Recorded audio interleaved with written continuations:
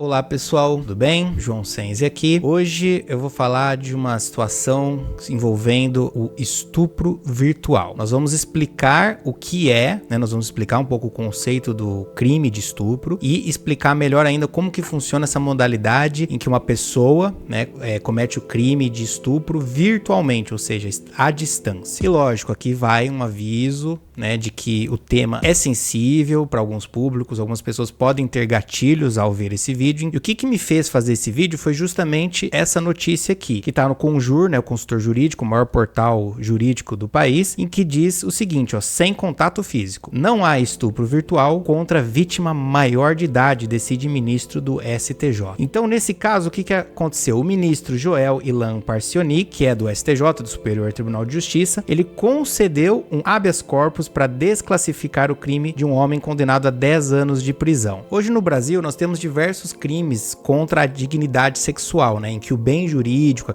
aquilo que a lei está protegendo é a dignidade sexual das pessoas. Só que o que nos interessa hoje no vídeo são dois crimes, é o crime de estupro e o crime de estupro de vulnerável. Vamos ler aqui os crimes, vamos lá no Código Penal para a gente entender melhor. Então, pessoal, aqui o crime de estupro, ele está previsto no artigo 213 do Código Penal. E o crime, ele consiste no seguinte situação, quando você, constranger alguém mediante violência ou grave ameaça a ter conjunção carnal ou praticar ou permitir que com ele se pratique outro ato libidinoso. Aí a pena é de reclusão de 6 anos até 10 anos. Então, pessoal, aqui é essencial que a gente entenda que para caracterizar o crime de estupro, há necessidade de violência ou grave ameaça. Violência é a violência física, a grave ameaça não necessariamente envolve a violência, mas é a ameaça grave, ou seja, com uma faca, com uma arma, que você constrange aquela pessoa a ter a conjunção carnal. Então é obrigatório para o crime de estupro que tenha violência ou grave ameaça. E aí o segundo ponto que a gente tem que entender do crime, tem que haver a penetração, a necessidade de estar fisicamente no local, ou aí que tá a questão aqui, que seria esse, ou praticar ato libidinoso. Então, se uma pessoa, mediante essa grave ameaça e essa violência, constrange alguém a fazer esse ato libidinoso, mesmo que à distância, a jurisprudência, os tribunais de justiça, o Superior Tribunal de Justiça vem entendendo o seguinte, que não precisa estar no mesmo local. Então, por exemplo, eu estou aqui em São Paulo. Uma pessoa, para cometer o crime, tem que estar aqui em São Paulo, não necessariamente. Então, a justiça vem entendendo isso. Por quê? Porque a sociedade, ela vai evoluindo, tecnologicamente falando. A sociedade vai evoluindo, novas tecnologias vão sendo criadas, e com essas novas tecnologias, as relações das pessoas vão mudando, e não só as relações, os próprios crimes vão mudando. Então, antigamente, muito antigamente, para se cometer um crime de estupro, a pessoa tinha que estar fisicamente. Hoje, não necessariamente ela precisa estar no mesmo espaço. E aí que entra um pouco do questionamento das pessoas, em que as pessoas vão falar, mas espera aí, se alguém entra aqui no meu WhatsApp ou no meu Discord, que seja qualquer aplicativo de comunicação, e fala assim, olha, se você não se mostrar alguma coisa sexual pra mim, eu vou aí te matar, eu vou fazer alguma coisa contra você. Aí a pessoa vai ficar constrangida, muitas pessoas vão dizer, mas peraí, é só puxar o cabo da internet, é só desligar o monitor. Então, não necessariamente, pessoal, e eu vou explicar pra vocês, porque tem muita gente que realmente não acredita nesse crime. Só que antes também vamos falar de um outro crime também que envolve o estupro, que tá previsto no artigo 217A do Código Penal, que é o estupro de vulnerável, Então, no termo jurídico, como um todo, a gente tem esses crimes que são mais específicos, como esse é o caso do estupro de vulnerável, e nós temos o estupro que juridicamente a gente chama do estupro simples, estupro comum. É comum porque ele não é específico. Assim como a gente tem o homicídio comum, o homicídio simples, a gente tem os homicídios que são qualificados, ou o feminicídio, por exemplo, que é uma espécie de homicídio mais específico. Então, nesse caso, a gente tem o estupro de vulnerável, que é um crime mais específico, e ele é diferente do estupro comum, que é o estupro simples, Então, só lembrando que às vezes a gente do jurídico usa esses termos e para alguém de fora pode até chocar, mas como assim estupro comum? Não, o comum aqui não é pela situação, é pelo tipo específico de crime. Ter conjunção carnal ou praticar outro ato libidinoso com menor de 14 anos. Bom, e além disso temos o parágrafo que diz o seguinte, que incorre na mesma pena quem pratica as ações, descritas aqui, que ter conjunção carnal, com alguém que, por enfermidade, ou seja, uma pessoa, doente, doente ou com deficiência mental não tem o necessário discernimento para a prática do ato, ou que por qualquer outra causa não pode oferecer resistência. Então, numa situação, por exemplo, de uma pessoa que tem 20 anos de idade, ou seja, ela é maior de idade, ela tem mais de 18 anos, tem mais de 14 anos, mas essa pessoa ela tem alguma deficiência mental, e alguém vai lá e tem um ato libidinoso ou uma conjunção carnal, o que acontece? Essa pessoa não está respondendo pelo estupro simples, ela está respondendo pelo estupro de vulnerável, que é um crime mais grave. E agora eu vou explicar um pouco, então, como que acontece essa modalidade do estupro em que ele é virtual. Então, eu peguei aqui um caso do Distrito Federal em que justiça condena homem por tentativa de estupro virtual com uso de perfil falso. Então, aqui nós temos o seguinte, ó, o réu, né, o criminoso aqui, ele conheceu a vítima pelo Instagram e posteriormente criou um perfil no WhatsApp identificado como Regina, no qual se apresentou como mulher. Após meses de conversas, ele conquistou a confiança da adolescente, que tinha 17 anos na época, e a induziu a enviar um vídeo de conteúdo sexual com o então namorado. A partir deste momento, o acusado passou a exigir o envio de mais vídeos e fotos sensuais, sob a ameaça de divulgar o material para familiares e colegas de trabalho da vítima. Isso aconteceu muito, inclusive, naqueles casos do Discord, que tinham as panelas. É o mesmo modus operandi. As pessoas chegam nos menores de idade, pessoas abaixo de 18 anos, e conquistam a confiança. Seja pessoas de 14 anos, nós tivemos vítimas de 12 anos, né? Então conquistam a confiança dessas vítimas, pedem um nude, pedem um material pornográfico, a pessoa manda, e a partir daí começam as ameaças. Igualzinho esse caso, que eu acabei de ler pra vocês, mas no caso do Discord foi a mesma coisa. Começam as ameaças. Olha, se você não me enviar mais vídeos, ou se você não fizer tais coisas na webcam, ao vivo mesmo, eu vou divulgar todo o conteúdo de nudez daquela pessoa. E pra uma pessoa de 12 anos, 13 anos, como a gente viu, né, com vítimas, a pessoa, ela fica extremamente nervosa, né? A gente chegou a conversar com essas pessoas, com essas vítimas, elas ficam muito nervosas, falam, olha, pra mim, a minha vida acabou. Ninguém na escola mais ia me respeitar, eu não ia ter emprego no futuro, enfim. As pessoas, como são crianças e adolescentes, elas têm um entendimento da vida que a vida acabou, né? Teve situações até de tentativas de suicídio. Então, nesse caso, eu entendo que tá caracterizado, tá, o artigo 213, quando a vítima for maior de 14 anos, ou então o artigo 217A, quando a vítima for menor de 14 anos. Constranger alguém mediante violência ou grave ameaça a praticar ato libidinoso. Então, pessoal, o crime tá bem descrito aqui. Ele está constrangendo a pessoa, falando, olha, se você não me enviar nudes, eu vou acabar com a sua vida, eu vou vazar todos os seus nudes pros seus pais, pros seus familiares. Então, isso é o quê? É grave ameaça. É grave ameaça de destruir a vida daquela pessoa. Então, no meu entendimento, tá? Por mais que as pessoas estejam 3.000 quilômetros de distância, nós estamos diante de um estupro virtual. A pessoa está gravando vídeos de nudez ou de atos libidinosos sob grave ameaça. Ela não quer gravar esse vídeo, ela não quer fazer esse ato libidinoso, mas ela está fazendo porque ela está com medo. E pessoas menores de 14 anos, quem está fazendo isso com elas, pessoas menores de 14 anos, vai responder pelo estupro de vulnerável. Porque o que muda ali, a violência, a grave ameaça, ato libidinoso. O que muda é a idade da vítima, que aí caracteriza outro crime, como eu falei anteriormente no vídeo. Então, pessoal, aí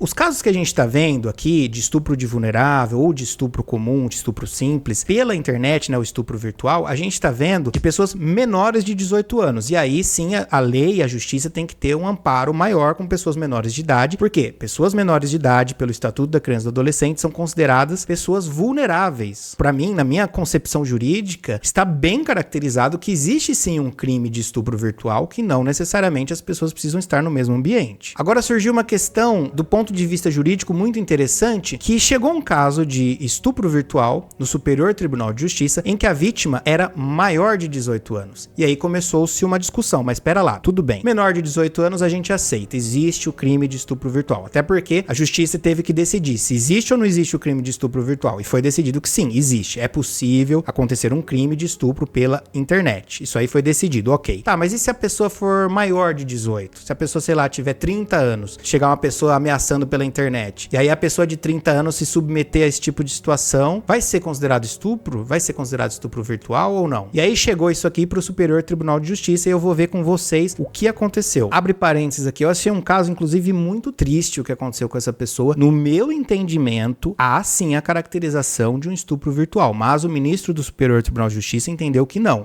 Aterrorizada com a possibilidade de ter seus vídeos íntimos divulgados, a ofendida autorizou que ele praticasse conjunção carnal com ela, no que ele determinou que ela encaminhasse um áudio autorizando. Na mesma data, Daniel ainda diz que levaria um cachorro para o ato sexual, dog, folhas 23. Logo após a vítima negar, dizendo que seria crime, o acusado volta a dizer que a amiga Débora parece legal, indicando mais uma vez que encaminharia os vídeos íntimos da ofendida. Então ela nega fazer um ato sexual aqui com o cachorro, ela fala, não vou fazer esse ato sexual, e aí o cara fala, ó, sua amiga parece ser uma pessoa legal, ou seja, vou enviar suas coisas para ela se você não fizer isso. Neste contexto, Daniel determina que a ofendida encaminhe vídeos. Que tal uns vídeos dizendo que a vítima deveria mostrar tudo, tirar a roupa durante o vídeo. As folhas 25 volta a ameaçar que falaria com Débora. No dia seguinte, em 3/6/2023, às 14h12, ante a demora da vítima em atender suas determinações e ceder às suas ameaças, o acusado mais uma vez ameaçou, aduzindo, você já sabe que já era, né? E aí depois dessa moça ignorar o cara, ele foi lá e postou tudo sobre ela, postou os nudes, postou os vídeos que ele tinha e justamente falou, olha, eu fiz isso, né? Ninguém mandou você me ignorar por dias. Lembra da regra, eu sou sua prioridade, entendeu? E depois ele até ameaçou aqui a divulgar o endereço dela, ou seja, fazer doxing. E aí quando a situação chegou assim no limite, a vítima foi denunciar para a justiça. E aí o rapaz foi condenado por estupro virtual em primeiro e segundo grau. Então de fato a justiça considerou no primeiro grau e no segundo grau que tratava-se sim de um estupro na modalidade virtual e que ela foi constrangida mediante grave ameaça a fazer os vídeos sexuais com atos libidinosos. E aí foi que o ministro do Superior Tribunal de Justiça, que eu entendo, tá, como uma decisão errada, ele entendeu o seguinte: a vítima do crime, ora em análise, era maior de idade na data dos fatos. O STJ já estabilizou o entendimento de que o crime de estupro de vulnerável pode ser consumado sem contato físico. Então aqui o STJ reconhece, realmente existe o crime de estupro de vulnerável de forma online, não precisa ter contato físico, por meio de interação virtual entre o agressor e vítima. E aí o ministro continua. O recorrido entre os meses de fevereiro e de abril de 2018 coagiu uma adolescente de 13 anos a enviar fotografias e aqui ele dá é uma outra jurisprudência, outro caso, só para o juiz contextualizar, né, um caso aqui de uma vítima de 13 anos, então o ministro fala, não, realmente a corte, né, o tribunal reconhece, existe o crime. E aqui o ministro também continua falando que identificou um precedente de reconhecimento de crime de estupro virtual para a vítima de 17 anos. Só que aí o ministro chega no ponto-chave aqui que eu discordo muito, que é o seguinte, ele fala, ó, no mais, com relação às vítimas maiores de idade, o STJ tem destacado que o contato físico, ou seja, estar no mesmo ambiente, é circunstância evidenciadora do crime de estupro, é obrigatória. E aí ele diz o seguinte, ele traz aqui uma outra jurisprudência dizendo que o crime de estupro, então, inclui toda ação atentatória contra o pudor praticada com propósito lascivo, seja sucedâneo da conjunção carnal ou não. Aí ele destaca, ó, evidenciando-se com o contato físico entre o agente e a vítima durante o apontado ato voluptuoso. Então, nesse caso, o ministro entendeu, não há contato físico, a vítima é maior de idade, não existe crime de estupro virtual. Para haver o crime de estupro, tem que estar no mesmo ambiente. Tem que ter contato físico. Eu acho isso um grande engano. Por quê? Porque a vítima, de fato, pelo que a gente viu, ela foi extremamente coagida. Ela ficou com medo e ela começou a fazer coisas que o seu agressor queria. Então, eu entendo que isso é crime de estupro. Inclusive, ele chegou a coagir ela, tentar coagir ela, a ter um ato libidinoso com um cachorro. Isso é um absurdo. Isso, na minha interpretação, é um crime sexual. E a vítima não conseguia tomar as rédeas da situação. Então, eu entendo, no meu entendimento, que ela estava sim sob a égide da ameaça. Mas o Superior Tribunal de Justiça entendeu que não e desclassificou o crime. Entendeu que não há o crime de estupro, então seria outro crime, que seria o crime de perseguição. Só que o crime de perseguição não é um crime muito grave, comparado com o crime de estupro. Então,